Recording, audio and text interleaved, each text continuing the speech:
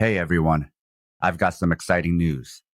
We're unlocking Southpaw Deep Space Nine Season 2 and making it available for everyone on our public feed. But if you love our work and want to be the first to listen to Season 3 as it's being released, head over to Patreon.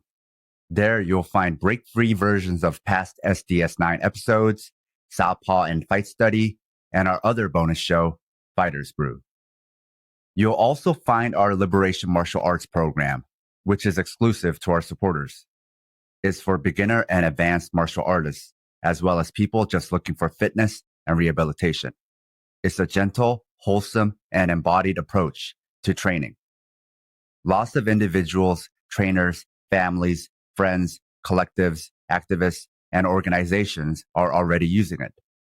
So if you want to support our work and get early access to all our great content, including Season 3 of SDS9, go to patreon.com/southpawpod and join our community. You can also go to southpawpod.com and find the links there or on our show notes. Thanks for listening and catch you soon.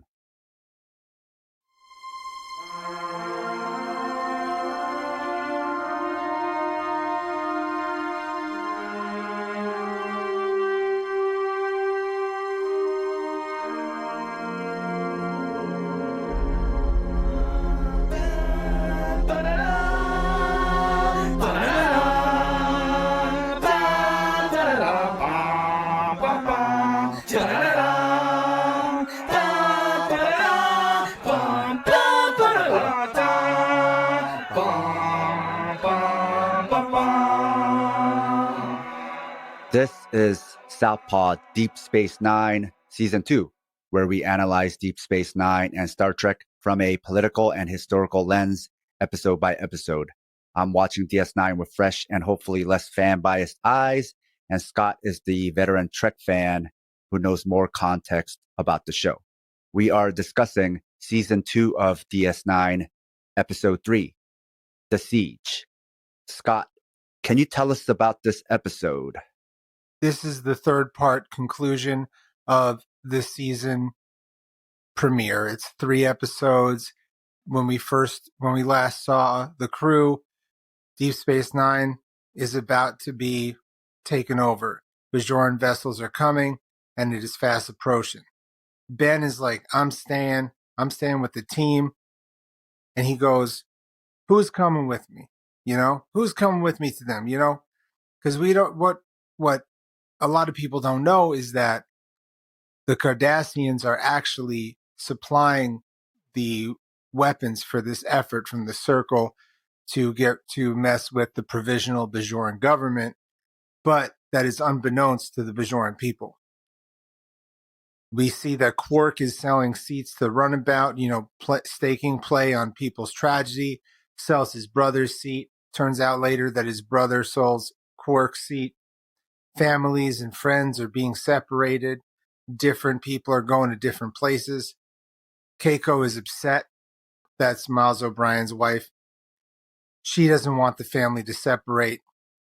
It's the first time that Miles calls Cardassians Cardies. I thought that was interesting. Odo and Quark, they say they'll miss each other, but will they really miss each other? As the ship's board, Leonalis says Bajorans should not leave. And he is on his hero shit, so they don't. Jake wants to stay, but Ben sends him a letter. Read this. I love you. Bye. So Quark, as we say, he stays because he got tricked out of it. The Bajorans lay siege. They start walking around. They don't see anybody. It's on some it's quiet. A little bit too quiet. Kira and Dax, at Leonalis' behest, go to a moon base to find these raider ships. At Deep Space Nine, the Bajorans cannot claim that they have Deep Space Nine until they have the crew. And they want to leave Leonalis alive as not to martyr him. They want him alive, but they want to make sure that he doesn't become a Kai, because Jaro is working with Vedic Wynn to be like, yo, if we get this shit going, you'll be Kai Wynn if it all goes according to plan. Bong bong. Kira and Dax, using some of that old info that Dax has from being centuries old person through the symbiote, because there's Jadzia and Dax. So the Dax part of Jadzia, using that info with the craft. The Bajorans are back in Deep Space Nine, looking for the Federation soldiers. They show up in civilian clothes and they start blasting. And a bunch of them find the Federation in a holosuite and explain, the Cardassians are providing guns, and arrest some of them. And they're like, the intel is being sent to the Cardassians. They're part of this. But if you chill out, we can promise amnesty. But they want the info to get to the provisional government. So Dax and Kira, they crash and they wake up in the monastery to get these info to the Chamber of the Ministers. And Kira shows the truth, but Jara's like, nah, you're a rabble rouser. You're just trying to stir shit up. But Kira is able to prove all of this, and win on her backstabby shit is like, well, if we search Jaro's stuff, I'm sure there'll be nothing wrong, because she's like, you're not going to get me. The circle is broken. Starfleet is given back Deep Space Nine. As this happens, Krim, who's one of the Bajorans who's trying to take over Deep Space Nine, his second, who's named Day, who's a member of the Circle, shoots and accidentally kills Lee Nallis, creating a martyr. And here we have the end to 3 parts of the new season of Deep Space Nine. A martyr was made. Okay. O'Brien says Cardies. Cardies? O'Brien, come on.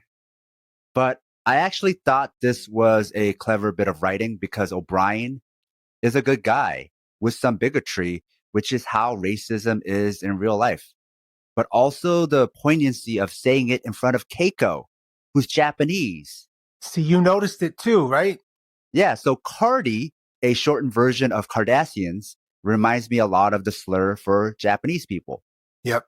Japan was also the quote-unquote enemy of the U.S. during World War II. But by the 90s, it was still understood dehumanizing an enemy, especially a different race, is unacceptable.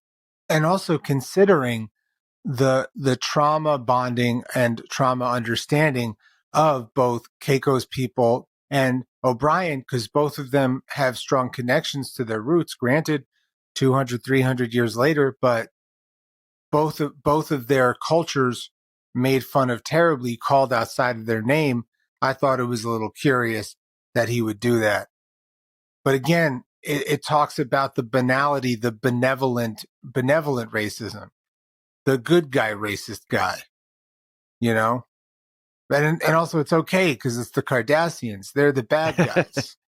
And to your point about shared trauma and pain, then we have O'Brien follow up with picking duty over family.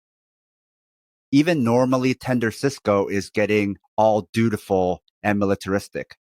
I didn't get the sense that the writers were trying to be preachy, that this is a good thing, more that this is what is happening, and not everyone is happy about it. And we see that with Keiko and her daughter. Who's so cute. Very much so.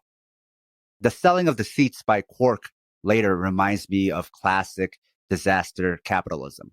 Let no crisis go to waste, an old Western imperialist proverb. And it's just something that you see more of Quark when he tries to play this like less villainous. When he tries to play the foil, you're still reminded that he comes from a place of he's always trying to get profit. But, it feel like it's like someone on the Titanic selling lifeboat rafts or whatever. And then he sells his brother's seat for a premium, and then his brother sells his seat to a Davo girl. A note to our listeners. If you love the Southpaw Project, please support us and help us get paid for our labor by financially supporting us on Patreon. This will give you access to exclusive bonus content, like early releases of Southpaw Deep Space 9, our fictional narrative podcast, Fighters Brew, break-free versions of our shows without interruptions like you're hearing now, bonus articles, Fighters Brew transcripts with extra content, Liberation Martial Arts Online, as well as our private chat group on Discord. You can also make one-time donations at Ko-Fi or show your solidarity by wearing our swag. You can find all pertinent links at southpawpod.com. Then later, Cisco telling Lee Nallis to be the symbol the people need reminds me of the classic Alfred speech to Batman in the movies, which is a good backdrop to discuss material analysis. Conservative and liberal political analysis is based on the belief that things happen based on narrative and story, that the world is made up of stories, and that you got Hitler and Trump to even Obama because they are storytellers and myth makers who are able to influence the crowd and get the people to believe what they believe. Now, manipulation to myth making is real and powerful, but Marxian political analysis is that, plus material analysis. Hitler doesn't just rise up. It was based on the conditions of Germany after World War I. Obama came after the disaster of the Bush years. Ideas and stories come from the conditions. This is why so many US myths are white supremacist, because they came from the conditions of settler colonialism. So thinking about the situation of Bajor, the people don't need a myth. The priority is food and water and having their needs met. If a house is on fire, you don't need a good narrative about it. If I'm starving, I don't need a story. I need the fire to be put out and I need food. I need universal healthcare, not memes of Biden eating ice cream. So even though liberals and socialists are categorized in opposition to conservatives, this is why they still don't see eye to eye, because they have fundamentally different political views. Ultimately, this concept of story and symbolic politics is individualist and just the great man theory of history, that one person changes everything for good or bad, or that story can change each individual, like self-help, or to what annoys you, Scott, about Aaron Sorkin. None of the problems are from West Wing people being bad. The problems are all from not connecting with the voters. But like, is story and charisma what people like us or Bajorans need? Or do they need worker rights, human rights, food, healthcare, water, schools? Especially right now, thinking about parts of this country that needs clean water. You can use story to make unhappy people blame some other party, but you need them to be unhappy first. So changing the story doesn't mean you solved the problem or made them happy. That's the symptom, not the cause. What's amazing to me is liberals will understand this about their own personal health, that they don't want to treat a symptom, but the cause. But they won't apply this logic to politics. You don't get Trump without people being really unhappy and lots of people having never recovered from the '08 financial crisis while the US pretended like they did. Trump is a symptom. But what's happening here? Like right now, inflation and this recession the establishment doesn't want to admit is a recession is making people unhappy. Telling them everything is fine is not making them happy. This shows the limits of story. The Democrats are constantly running with messages and stories and branding, but no one's happy because they actually have to do stuff to make people happy. If you don't do that, why would they be happy? I can't pay my rent or feed my kids on symbols and stories and trying to uncover the truth about Trump. How about starting with the simple step of asking people what they need? Finding out the ultimate source for the weapons for the circle was Cardassia doesn't change the fact that there are a lot of Bajorans who are not happy with the Federation, and I'm certain that will remain a source of friction. But when watching DS9 or sci-fi or any fiction really, rather than just thinking about whether the episode or movie or book was good or bad, I think what is more fun and useful can be, how else could this have been imagined? How would socialists have written this? Or how would socialists have acted in the same situation? How would Hillary Clinton have handled it? Or Trump? Or Bernie? Or even Fred Hampton? I think because this season so far has been so political and Star Trek is about what ifs and thought experiments, I think it's good to also imagine other what ifs and possibilities for the same situations. What would you do in this situation? If I were O'Brien, would I have picked duty over family? No, but that's me. I think sci-fi is a great way to stretch your political and moral imagination, not just what the writers presented, but for you to go beyond that. That's what Southpaw DS9 is hopefully exploring. You know, like I've been rereading The Black Jacobins by C.L.R. James, and I see some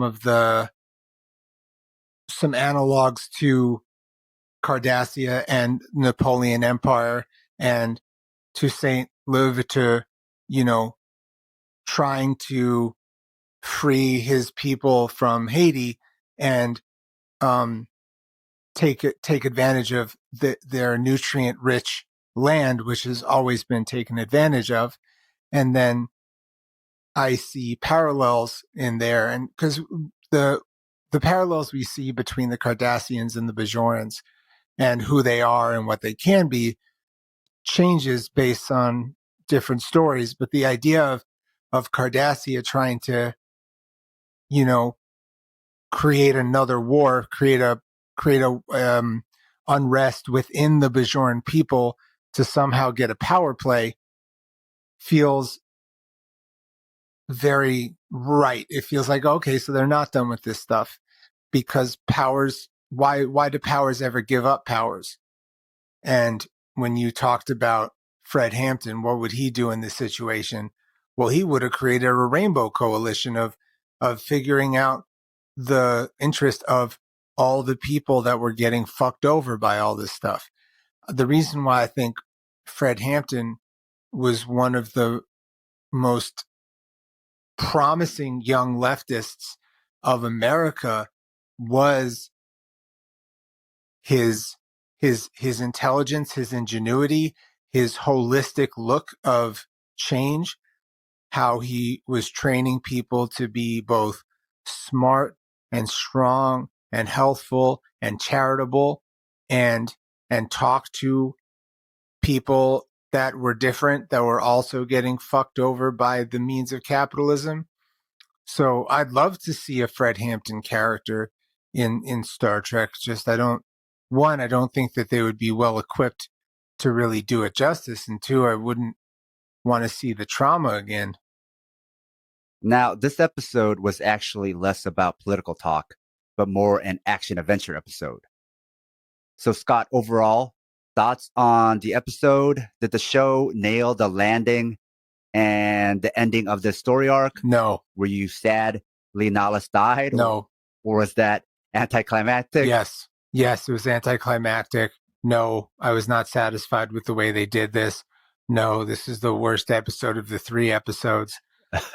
As far as the Star Trek episode goes, I was disappointed with almost everything except for the espionage, us getting to know who Vedic Wynn is, even though we didn't see a lot of her, us seeing the characters and how they act. And yeah, no, this is my least favorite episode of season 2 thus far.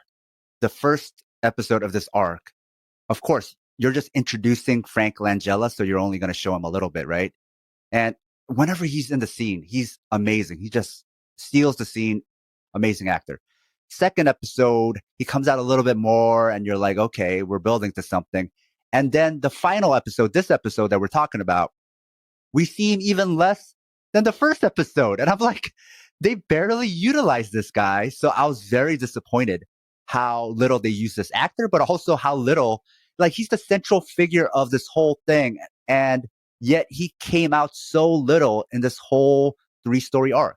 I was very annoyed with it. I'm telling you, this whole episode was I was like, I hate it when the exposition is beaten over my head this bad.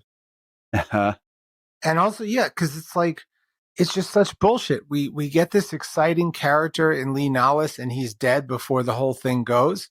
They had set it up so well where they could have done it in a way where if they were to kill him, it could have been really dramatic and good. But instead, it was just like they killed him off like he was an extra or like just a guest of the week. No, he really was just a red shirt. But, you know that term? Yeah. Explain it for listeners who don't know what that is. So in Star Trek and later on in other media, but it comes from Star Trek. A red shirt is a character that's a nondescript character, usually in a red shirt, that would get a couple lines of dialogue and then die. And he was the red shirt martyr. And I was just frustrated because I was just like, this is whack. You're going to see season 2 really is a great season. And I think you're going to like next week's episode. But, this one was just, hey, we're done. We're over it. All right, then. Talk to us about next week's episode. Ooh, you're in for a treat, man. So next week's episode, we're going to go back to more of like a story of the week kind of vibe and get a little bit more backstory on a character that we all really like. And it is called Invasive Procedure. All right. Until then.